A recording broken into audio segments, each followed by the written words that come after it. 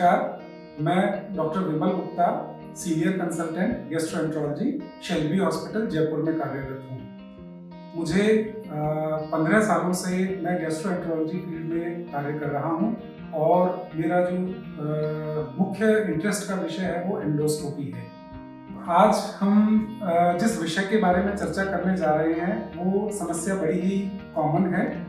इस समस्या को हम गैस्ट्राइटिस भी बोल सकते हैं, एसिडिटी भी बोल सकते हैं, हार्टबर्न भी बोल सकते हैं। लोग कई नामों से इसे अपने लक्षणों में विस्तारित करते हैं। दोस्तों, एसिडिटी या हार्टबर्न जो है वो बड़ी ही आम समस्या है, जिसके मुख्य लक्षण हैं पेट में जलन होना, सीने में जलन होना, खट्टी डकारें आना, मुंह में खट्टा पानी आना, मुंह का स्वाद खराब रहना। ये इस बीमारी में लक्षण हो सकते हैं। वैसे तो ये बड़ी ही सिंपल समस्या है, आम समस्या है, लेकिन अगर ये समस्या सही समय पर डायग्नोज नहीं की जाए या इसका ट्रीटमेंट सही समय पर नहीं किया जाए तो लंबे समय में जाकर यह गंभीर बीमारी का रूप भी ले सकती है।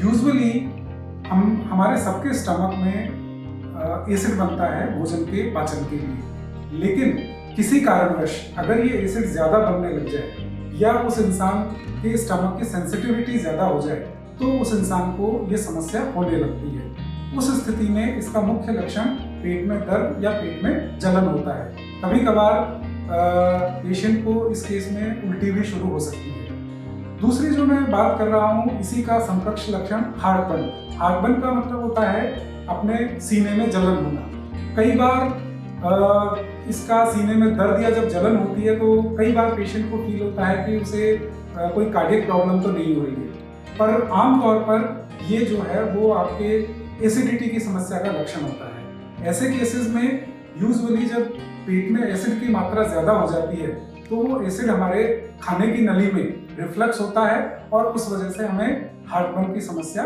होती है।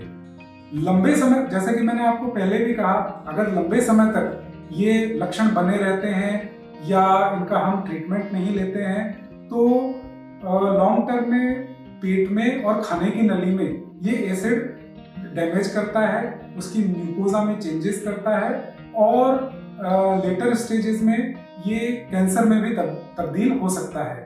इसलिए अगर किसी भी व्यक्ति को ये समस्या रहती है तो मेरी आप सबसे ये अपील है कि उसको तुरंत जो है अपने डॉक्टर से कंसल्ट करना चाहिए, गैस्ट्रोएंटरोलॉजिस्ट को दिखाना चाहिए। अगर सामान्य लक्षण होते हैं, ज्यादा लक्षण नहीं होते तो यूजुअली ये दवाई से ठीक हो जाता है।